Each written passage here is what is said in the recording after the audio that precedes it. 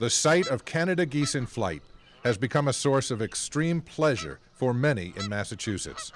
However, in the third most densely populated state in the country, it's not easy when people and wildlife call the same area home. Canada geese were causing a big controversy in our community because we had 5 swimming beaches, and those beaches were being fouled by geese feces.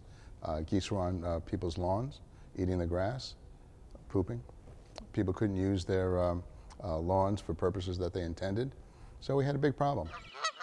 While the geese can be a nuisance, it is important for people to know federal researchers have found that risk to humans of disease through contact with Canada geese feces appears to be minimal.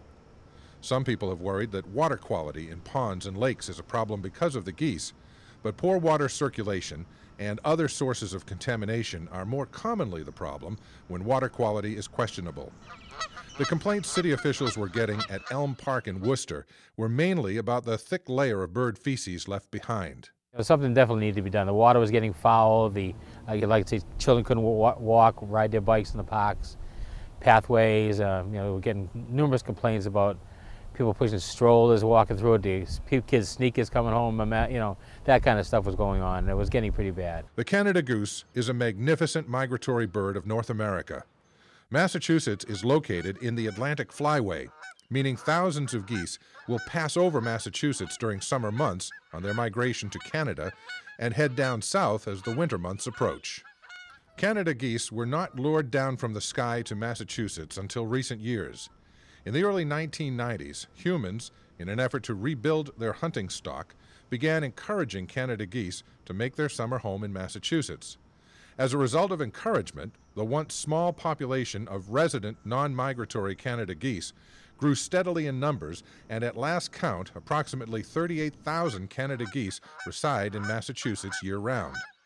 Migratory Canada geese, who learn migration from their parents, have a flight range of about 2,000 to 3,000 miles. Massachusetts resident Canada geese have a flight range of just 100 to 200 miles. Not because they can't fly long distances, but because they've learned that migration is no longer necessary, as they can find food, water, and safety year-round right here in Massachusetts. From early June to late July, just after goslings are born, adult geese go through a process called molting, wherein they lose their wing feathers and are unable to fly until August.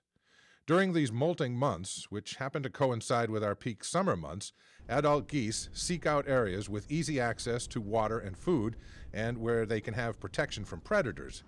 Landscaped areas enjoyed by people are the same places the geese enjoy molting. Canada geese do not know anything about property boundaries.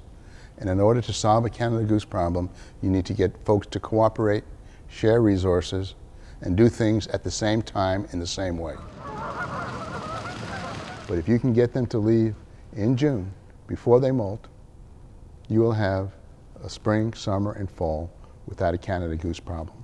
But how do you get them to leave? For years, communities have tried to come up with the right solution to encourage geese to vacate public areas. Some communities have tried using imitation animals to frighten geese and encourage them to move elsewhere. However, in most cases, using imitation animals doesn't work unless it's combined with other techniques. We tried once the sort of coyote models, decoys, and that didn't really work. They were up for, I don't know, maybe a week or 2 weeks. No one was moving them, which is one problem. The wind would blow them over, which was another problem. And I really think that the people using the park were more easily fooled than the geese. Other groups have also tried chemicals and birth control with Canada geese. Though these have sometimes proven effective, they're expensive tools and require lots of work. Planting tall grass around water supplies forces the geese to take flight from the water. This has been successful in discouraging geese, however, only when the geese have not already moved into the area and when it's combined with other techniques. Attempts at hunting Canada geese have also failed to eliminate or even stabilize conflicts with geese. Not only does the use of firearms in high-use areas create poor publicity and divide residents of communities, but it also raises many public safety concerns.